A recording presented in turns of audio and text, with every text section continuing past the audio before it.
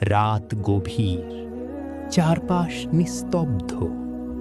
মানুষ ঘুমিয়ে আছে, কিন্তু একজনের দুনিয়া শেষ হয়ে গেছে। শুরু হয়েছে তার আসল সফর। কবর, যেখানে কোনো শব্দ নেই, শুধু সত্যের সম্মুখীন হওয়া। আজ যে মানুষটা হাসিতে মেতেছিল, আজ সে একা। তার আমল ছাড়া আর কিছুই তার সাথে নেই। রাসূল সাল্লাল্লাহু আলাইহি ওয়াসাল্লাম বলেছেন, কবর হলো আখিরাতের প্রথম ঘাঁটি। যদি এখানে মুক্তি মেলে, সামনে সব সহজ। হঠাৎ অন্ধকার আরো ঘন হয়ে আসে। প্রশ্ন শুরু হয়, তোমার রব কে ছিল?